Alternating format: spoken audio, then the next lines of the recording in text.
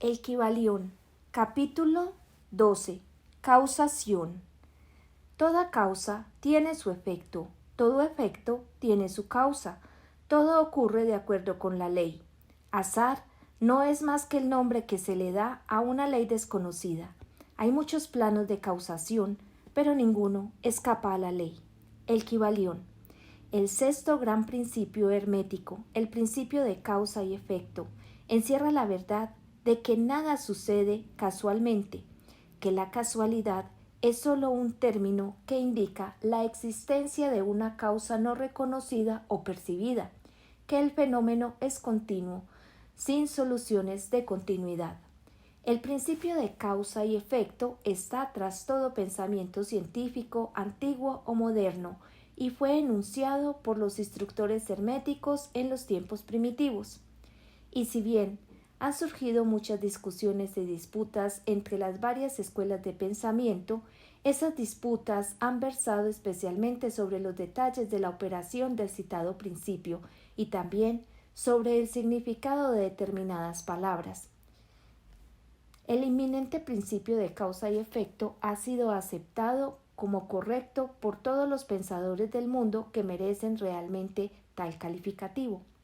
Pensar de otra manera sería sacar el fenómeno del universo del dominio de la ley y el orden, relegándolo a ese algo imaginario al que el hombre ha dado el nombre de casualidad.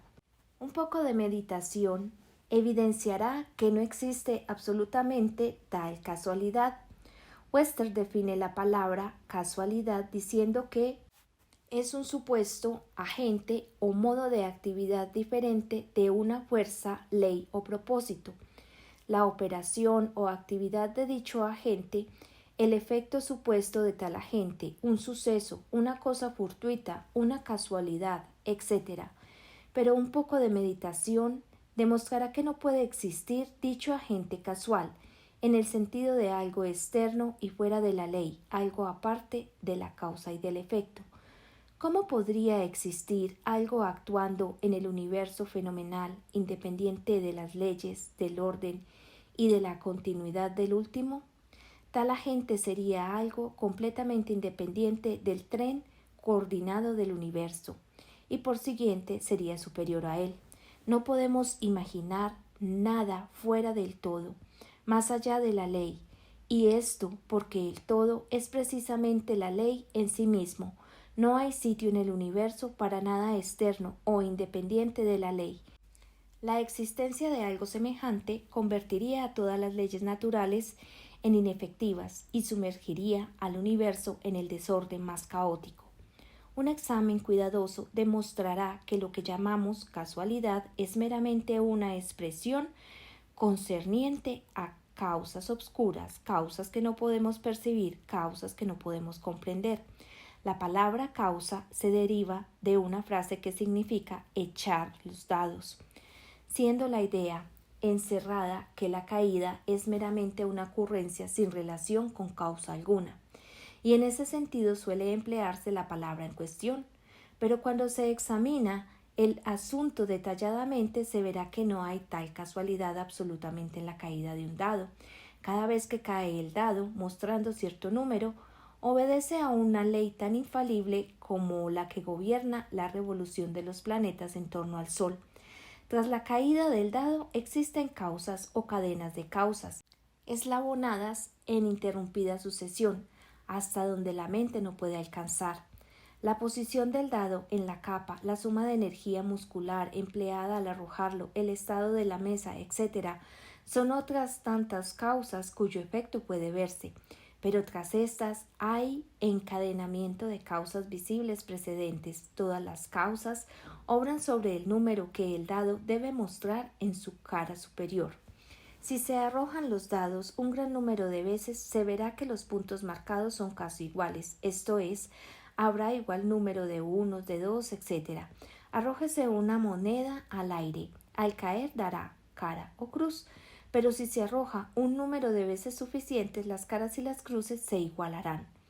Pero todo cae bajo la operación de causa y efecto.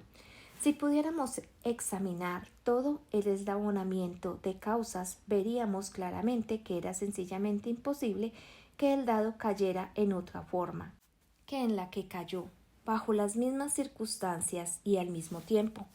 Siendo las mismas causas, se produce siempre el mismo resultado. Toda ocurrencia tiene su causa y su porqué. Nada ocurre sin causa, o mejor dicho, sin una cadena de causas. Al considerar este principio, muchos se quedan confusos porque no pueden explicar cómo una cosa puede ser causa de otra, esto es, ser la primera creadora de la segunda. En realidad, ninguna causa puede producir o crear otra. La causa y el efecto residen meramente en los sucesos. Un suceso o acontecimiento es lo que viene y llega u ocurre como consecuencia de un acontecimiento o evento anterior. Ningún acontecimiento crea otro, sino que es nada más que el eslabón precedente en la gran cadena coordenada de sucesos que influyen de la energía creadora del todo. Hay una continuidad de solución entre todos los acontecimientos precedentes, consecuentes y subsecuentes. Existe siempre una relación entre todo lo que ha pasado y todo lo que sigue. Una piedra que se desprende de la montaña y se aplasta contra el tejado de una granja situada en el valle vecino. A primera vista parece obra de casualidad, pero si se examina la materia se encontrará una gran cadena de causas tras ese acontecimiento. En primer lugar, estaba la lluvia, que ablandó la tierra, que sostenía la piedra, permitiéndole así caer. Antes de que esa causa estaba la influencia precedente del sol y de otras lluvias, y de las que gradualmente fueron desintegrando la piedra de la roca. Antes aún estaban las causas que contribuyeron o produjeron la formación de la montaña y su elevación sucesiva por medio de las convulsiones de la naturaleza, y así ad infinitum. Además, podemos revisar las causas de la lluvia, podemos considerar la existencia del tejado. En una palabra, pronto nos encontraríamos envueltos en un laberinto de causas y efectos del que pronto tendríamos que luchar para escaparnos. Así como un hombre tiene 2 padres, 4 abuelos, 8 bisabuelos y 16 tatarabuelos y así sucesivamente, de una manera que al cabo de 40 generaciones se calcula el número de antecesores en muchos millones. Así también sucede con el número de causas que subyacen tras el suceso o fenómeno más nimio, tal como el paso de un liviano trocito de carbón llevado por el viento. No es nada fácil seguir la pista de esa partícula de hollín hacia los primitivos periodos de la historia del mundo, cuando formaba parte de un macizo tronco que más tarde se convirtió en carbón, y así sucesivamente hasta el momento en que pasaba volando entre nosotros en busca de muchas otras aventuras. Y una poderosísima cadena de acontecimientos de causas y efectos la llevó a su actual condición. Y esta no es más que uno de los tantos sucesos de la cadena, y que seguirán produciendo más y más eventos durante centenares y centenares de años a contar desde ahora. Una de las series de acontecimientos originados por esa partícula de hollín flotante ha sido el escribir estas líneas, lo que ha obligado a un tipógrafo a realizar cierto trabajo.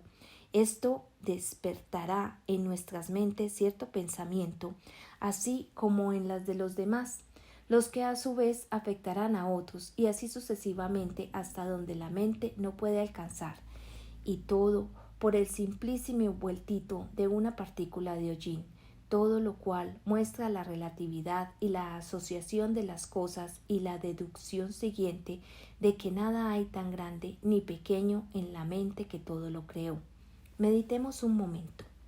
Si cierto hombre no hubiera encontrado a cierta mujer en la oscura edad de piedra, vos que estarías leyendo ahora estas líneas no estarías aquí ahora. Y si quizás la misma pareja no se hubiera encontrado, los que escribimos estas líneas tampoco estaríamos aquí. Y el mismo hecho de que nosotros por nuestra parte escribamos y que vos leáis por la vuestra, afectará no solamente nuestras propias vidas, sino que también tendrá un efecto directo o indirecto sobre muchas otras personas que viven actualmente o que vivirán en las edades por venir. Todo pensamiento generado en nuestra mente, todo acto realizado, tiene sus resultados directos e indirectos que se eslabonan coordinadamente en la gran cadena de causas y efectos. No deseamos entrar a discutir sobre el libre albedrío y el determinismo en esta obra por múltiples razones. Entre otras muchas, la principal es que ningún lado del asunto es completamente exacto, siendo en realidad ambos parcialmente verdad de acuerdo con las enseñanzas herméticas. El principio de polaridad demuestra que ambos aspectos son semiverdades, los opuestos polos de la verdad. La verdad es que el hombre puede ser a la vez libre y limitado por la necesidad, dependiendo de todo el significado de los términos y de la altura de la verdad desde la cual se examine el asunto. Los antiguos escritores expresaban el punto diciendo que cuanto más lejana está la creación del centro, tanto más limitada está; cuanto más próxima al centro, tanto más libre está. Los hombres, en su mayoría, son más o menos esclavos de la herencia, del medio ambiente, etc., y manifiestan muy poco libre albedrío. Se ven atrasados por las opiniones, costumbres y pensamientos del mundo entero, así como también por sus emociones, sentimientos y modalidades. No manifiestan el menor dominio de sí mismos que merezca ese nombre. Y con indignación rechazan esa afirmación diciendo: yo puedo obrar ciertamente con plena libertad y hacer lo que se me dé la gana. Hago precisamente lo que quiero hacer, pero no pueden explicar por qué o de dónde viene el necesito y me gusta. ¿Qué es lo que les hace querer una cosa con preferencia a otra? ¿Qué es lo que les hace gustar una cosa y no otra? No hay ninguna razón para sus gustos y necesidades. El maestro puede transformar los sagrados y necesidades en otros en el extremo opuesto de su polo mental, y tiene la capacidad de querer en vez de querer porque algún sentimiento, modalidad, emoción o sugestión del medio ambiente despierte en él una tendencia o deseo de hacer tal o cual cosa. La mayoría de los hombres es arrastrada como si fuera una piedra, obedeciendo al medio ambiente, a las influencias externas y a las modalidades, deseos y emociones internas, etc., pero no hablar de los deseos y voluntades de los demás, que son más fuertes. La herencia, el medio ambiente y las sugestiones los arrastran sin la menor resistencia por su parte, sin que ejerciten en modo alguno su voluntad. Movidos como las fichas en el tablero de ajedrez de la vida, desempeñan su parte y se quedan a un lado después del juego. Pero los maestros, que conocen las reglas del juego, se elevan por encima del plano de la vida material y, colocándose en contacto con los poderes superiores de sus naturalezas, dominan sus propias modalidades, caracteres, cualidades y polaridades, así como el medio ambiente que los rodee, haciéndose en esta forma directores del juego en vez de meras fichas, causas en vez de efectos. Los maestros no se liberan de la causación en los planos superiores, sino que están bajo el controlador de las más elevadas leyes, y haciéndose uso de éstas se hacen dueños de las circunstancias en los planos inferiores. De esta manera forman parte consciente de la ley, en vez de ser sus ciegos instrumentos. Mientras obedecen y sirven en los planos superiores, dominan y son dueños en el plano material. Pero, tanto arriba como abajo, la ley está siempre en operación. No existe tal casualidad o azar. La ciega diosa ha sido abolida por la razón. Ahora podemos ver con ojos iluminados por el conocimiento de que todo está gobernado por la ley universal y que el infinito número de leyes no son más que manifestaciones de la única gran ley, la ley que es todo. Es pues muy cierto que ni siquiera un gorrión deja de estar presente en la mente del todo, que hasta los cabellos de nuestra cabeza están contados. Según dicen las Escrituras, nada hay fuera de la ley, nada ocurre en contra de ella, pero a pesar de ello, no se vaya a caer en el error de que el hombre es un autómata ciego. Al contrario, la doctrina hermética dice que el hombre puede emplear la ley contra las leyes, que lo superior siempre prevalecerá contra lo inferior, hasta que el hombre haya alcanzado aquel estado en el que buscará refugio en la ley misma y podrá evadirse de todas las leyes fenomenales. ¿Se puede comprender el significado íntimo interno de esto?